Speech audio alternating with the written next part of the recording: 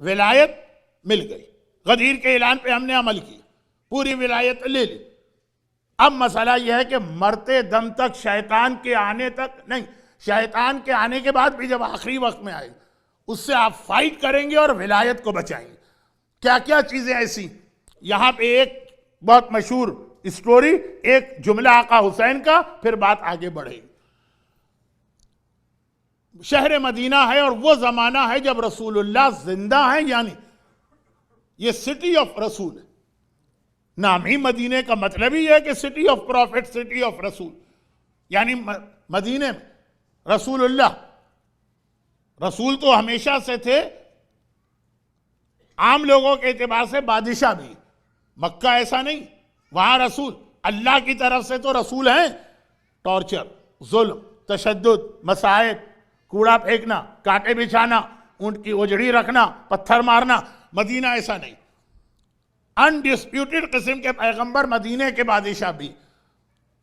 چنانچہ جب لوگوں نے یہ دیکھا کہ ایک دن رسول اللہ مدینے کی ایک اسٹریٹ سے گزر رہے ہیں اور قریب میں ایک چھوٹا سا پلے گراؤنڈ ہے، واقعہ بہت مشہور ہے اس لیے جلدی جلدی پڑھ رہا ہوں۔ پیغمبر وہاں سے گزرے، دیکھا کچھ بچے، شام کا وقت ہے، کھیل رہے ہیں۔ بچوں پہ کھیل ہی اچھا لگتا ہے، ہم بچوں سے یہ توقع نہیں کر سکتے کہ وہ ہماری طرح سے سوبر بن کے بیٹھے، تو اب وہ کھیل رہے ہیں۔ رسول اللہ گئے ان کے بیچ میں۔ اسلام کو سروس جب دینا ہے تو مردوں میں بھی، عورتوں میں بھی، بچوں میں بھی، جوانوں میں بھی، بوڑھوں میں بھی، سب میں ہمیں کام کرنا۔ تو یہ تبلیغ کا ذریعہ ہے کہ بچوں سے بھی کلوز ہونا۔ پیغمبر جہاں بچے کو دیکھتے ہیں وہاں جاتے ہیں۔ چنانچہ دو چار باتیں ان سے کرتے ہیں، وہ انہی کے لیول پہ جا کے وہ خوش ہوتے ہیں، پیغمبر گئے۔ اچھا، بچوں کو بھی معلوم ہے یہ رسول اللہ، ہر گھر میں پیغمبر کا بڑے رسپیکٹ اور احترام کے ساتھ ذکر کیا جاتا، وہ بھی دوڑ کے آ گئے، ایک ایک کر کے پیغمبر سب سے ملے، ایک جملہ کو کہا۔ ایک بچہ تھا جو بالکل کونے میں کھڑا ہوا، وہ نہیں آیا رسول کے پاس، رسول اس کے پاس چلے گئے۔ اس نے دیکھا ایک پیغمبر کی شان میں گستاخی کرتا ہوا، برا بھلا کہتا ہوا، گالیاں دیتا ہوا، فاؤل لینگویج استعمال کرتا ہوا، ابیوز کرتا ہوا بھاگا ہوا۔ مکے میں اگر ایسا سین ہو تو شاید مسلمان مجبوراً خاموش ہو جائیں کہ ابو جہل، ابو لہب، ولید، عتبہ کی حکومت، لیکن وہاں بھی مسلمان بولے گا یہ تو ہمارا اپنا سٹی، یہ تو رسول اللہ کا سٹی ہمارے سامنے، یہ اتنی گستاخی کر کے جا رہا، لوگ اس کو پکڑنے کے لیے دوڑے تاکہ اس کو پکڑا جائے، پنش کرے۔ پیغمبر نے روک دیا، کہا کہ اس بچے کی غلطی نہیں ہے، اس کے باپ کی غلطی۔ اب مجمع اس لیے بہت زیادہ سرپرائز کہ اس کے باپ کو ہر آدمی جانتا۔ پہلے زمانے کے سٹی کتنے بہت بڑے چھوٹے سے ہوتے تھے، جو آپ لوگ ہر شہر کو گاؤں کہہ دیتے ہیں نا، پیرس بھی گاؤں ہے، لندن بھی گاؤں ہے، نیو یارک بھی گاؤں ہے، پہلے زمانے میں واقعی شہر گاؤں ہوتے تھے۔ اردو میں تو گاؤں بہت ہی چھوٹی جگہ کو کہتے ہیں، تو ہر آدمی ایک دوسرے کو جانتا، سب جانتے ہیں اس کا باپ۔ انتہائی محبت کرنے والا رسول سے، اور پیغمبر کہہ رہے ہیں اس کی غلطی۔ پیغمبر اس وقت میسج دینا چاہ رہے ہیں، دیکھا کہ لوگ حیران و پریشان ہو گئے، کہا چلو اس کے گھر پہنچے۔ اچھا، وہ تو بڑا خوش ہو گئے۔ نعوذ باللہ، شاید یہ جملہ ممبر کے لیے اچھا نہیں کہ جو اب میں کہہ رہا ہوں، کہ اس کا تو ایک قسم کا جیک پاٹ کھل گیا، پیغمبر اس کے گھر خود چل کے آ رہے ہیں۔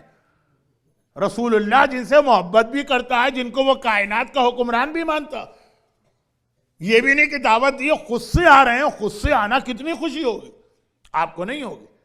آپ کہیں گے کہ یا رسول اللہ کہ آپ نے پہلے سے ٹائم لیا تھا، ہم امریکہ میں رہتے ہیں، ٹائم لیے بغیر تو اپنے باپ اور ماں سے بھی نہ ملے، آپ کیا ہیں؟ لیکن آپ آئے تو ایک گاؤں احمد آباد سے ہے نا، کتنے خوش ہوں گے۔ ایک عالم آتا ہے تو خوش ہو جاتے ہیں، مجتہد آ جائے آغا سیستانی، آپ کتنے خوش ہوں۔ یا رسول اللہ، وہ باپ کی خوشی کے مارے عجیب حالت۔ لیکن اس نے پھر یہ محسوس کیا کہ مجمع بہت سیریس ہے، جتنا زیادہ میں ایموشنل ہو رہا ہوں، مجمع بہت سیریس۔ اب رسول سے تو بات نہیں کی، کسی سے پوچھا ہوا کیا۔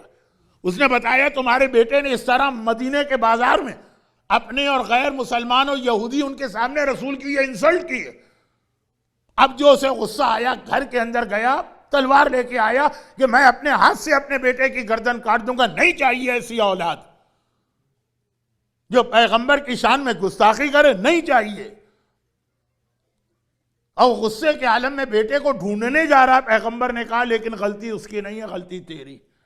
اب اسے بھی جب عام صحابیوں کو شوق لگا, اسے بھی گویا بریک لگایا, ایک دم رک گیا. یا رسول اللہ, میں نے اپنے گھر میں ہمیشہ سے آپ کی محبت کو باقی رکھا, صبح شام میرے گھر میں آپ کا ذکر ہوتا.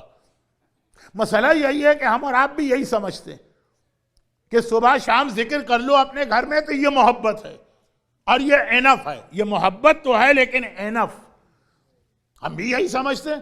مولا کا نام لے لیا, آقا حسین کا نام لے لیا, حدیث قصہ پڑھ لی, معصومین عورتیں ہوں گی تو کوئی شہزادی کی کہانی وغیرہ پڑھ لی, ہم سمجھتے ہیں یہ ذکر ہوتا ہے صبح و شام. یہ انف ہے, ضروری ہے, انف نہیں.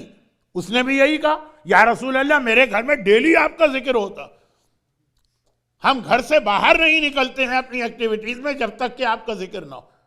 گھر میں آتے ہیں, رات کو بستر پہ سونے نہیں جاتے, وہ ساری باتیں چھوڑے. اور آپ کہہ رہے ہیں میری غلطی.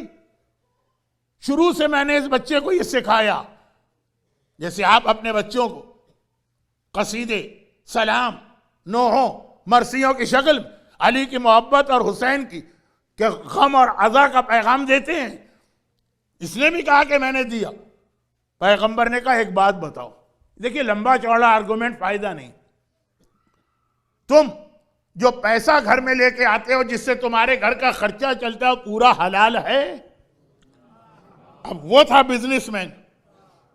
جاب والا تو شاید پھر بھی کبھی کہہ دے, لیکن بزنس مین کے پاس ہمیشہ سے ایکسکیوز, یا رسول اللہ میں پوری کوشش تو کرتا ہوں لیکن آپ کو معلوم ہے بازار مدینہ میں میرا بزنس ہے, مارکیٹ کے اوپر, مدینے کی مارکیٹ میں سب یہودیوں کا ہولڈ تھا, ان سے کمپٹیشن ہے. اگر حلال و حرام کا اتنا اسٹرکٹ خیال کرنے لگا تو گھر میں تو فاقے ہو جائیں گے, کھانے کو کچھ نہیں ملے گا. اللہ کا وعدہ ہے کہ میری روزی اور رزق میری ذمہ داری ہے, تمہاری نہیں. لیکن ہم اور آپ کہتے ہیں کہ ہم بھی تو چھوٹے موٹے اللہ ہیں نا, تو اپنے گھر کی حد تک تو یہ ہماری ڈیوٹی ہے. تو اگر حلال و حرام کا خیال رکھا تو یا رسول اللہ ہماری انکم کم ہو جائے گی, گھر کا خرچہ بھی پورا نہیں ہوگا. کسے کہتے ہیں لوگ گھر کا خرچہ پورا نہ ہونے؟ لوگ آتے ہیں میرے پاس کہ مولانا آپ نے پچھلے سال ایک دعا پڑھی تھی ممبر سے, بہت سے لوگ کہتے ہیں فائدہ ہوا روزی کی, رزق کی, ہمیں تو کوئی فائدہ نہیں ہوا. اور آپ کہتے ہیں کہ اللہ کا وعدہ. میں نے کہا اللہ کا وعدہ ہے آپ کو رزق دینے کا, آپ کے گھر کا کھانا, آپ کے گھر کے کپڑے, ہر سال مرسیڈیز کا نیا ماڈل ہوگا, یہ اللہ کا وعدہ نہیں. اور نہ ہی سورہ واقعہ یا روزی کی کسی دعا کے ساتھ یہ کہ یہ پڑھو. آج تو ہمارے یہاں رزق کا کنسیپٹ ہی چینج ہو گیا. بہت بڑا مکان ہونا چاہیے, بہت بڑا اسکرین والا ٹی وی ہونا چاہیے, لیٹسٹ ماڈل کا آئی فون 6 پلس کون سا ابھی آنے والا ہے یا ابھی آ گیا ہے وہ ہونا چاہیے. رزق کی دعا اس لیے پڑھی جاتی ہے کہ بھئی کھانا تو مل ہی جاتا ہے, کھانا تو مل ہی جاتا ہے, یہ کوئی تھوڑی رزق کی چیزیں. اب وہ یہی کہہ رہا ہے کہ اگر میں حلال حرام کا خیال کروں, کاروبار ہے, جھوٹ بھی بولنا پڑتا, کبھی کوئی چیز دکھا کے کوئی اور چیز. دیکھیے اگر غیروں کے بنائے ہوئے قانون کی وجہ سے ہم شریف ہو جائیں تو اسے شرافت نہیں کہتے ہیں جی, وہ تو لا کی وجہ سے مجبور ہیں. بمبئی کی مارکیٹ اور احمد آباد کی مارکیٹ میں بھی اتنا ہی خیال کرتے ہوئے بزنس کرے تو سمجھا جائے گا. لیکن خیر, بات کو میں بہت پھیلا رہا ہوں, ٹائم ویسے ہی کم ہے. پیغمبر کا ایک جملہ تھا کہ باقی باتیں چھوڑ. آرگومنٹ تو اگر آدمی کرے تو ساری رات کرے گا, ساری زندگی کرے گا. بس ایک بات یاد رکھو, جب کسی کے اسٹمک یا پیٹ میں حرام روزی جاتی ہے یا حرام لقمہ جاتا ہے, یہ اس کو دشمن رسول و دشمن امام بناتا. اہل بیت کی دشمنی اور رسول اس سے پہلے ہیں. یہ رزق حرام سے شروع ہوتی ہے, حرام لقمے سے. کیونکہ دیکھیے اسپریچولی ہمیں پروٹیکٹ کرنے والی 3 بہت اہم چیزیں: نماز, روزہ, دعا. وَاسْتَعِينُوا بِالصَّبْرِ وَالصَّلَاةِ.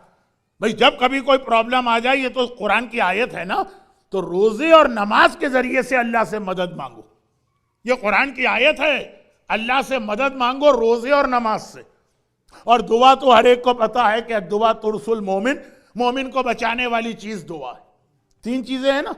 اور یہ حدیث بھی آپ نے بار بار سنی، من اکل لقمۃ من الحرام، جو حرام کا صرف ایک لقمہ کھاتا ہے، 40 دن نماز قبول نہیں ہے، روزہ قبول نہیں ہے، دعا قبول نہیں.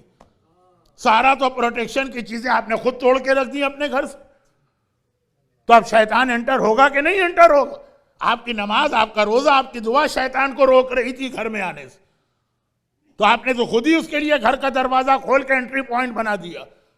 40 دن صرف ایک لقمے حرام کی بات ہو رہی ہے، جس کے آپ پورا دن حرام کھایا جاتا ہے، جس کا پورا جاب ہی حرام کا جاب ہے، جو مثلا سیل ہی کرتا ہے الکوہل یا شراب.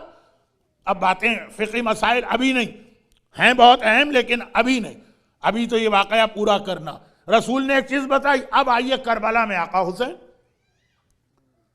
عاشور کے دن آقا حسین نے ایک بہت ہی فیمس خطبہ دیا. میں یہ نہیں کہہ رہا ہوں بہت اہم خطبہ دیا، کیونکہ آقا کا ہر خطبہ اہم. فیمس اس لیے کہ اس کے 2 جملے ہمارے ہاں بہت مشہور.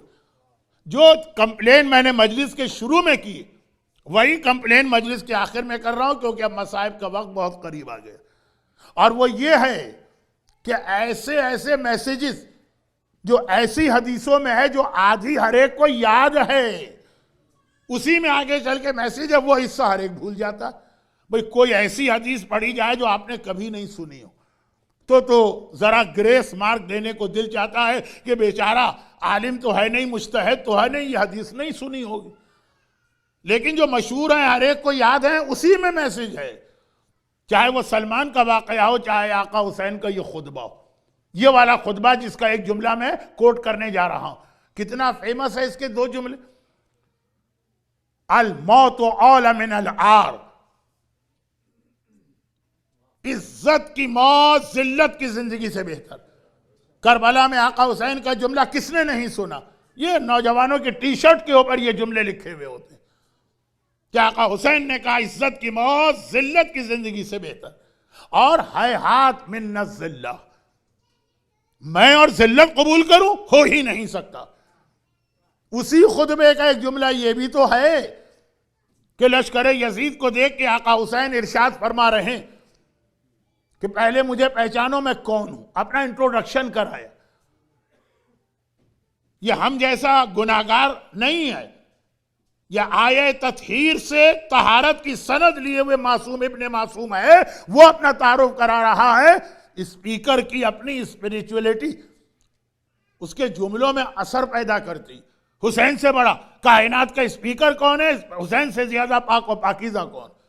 اور پھر پورا انٹروڈکشن، اپنی فیملی بتائی کون، اپنے فضائل بتائے کہ مدینے میں نانا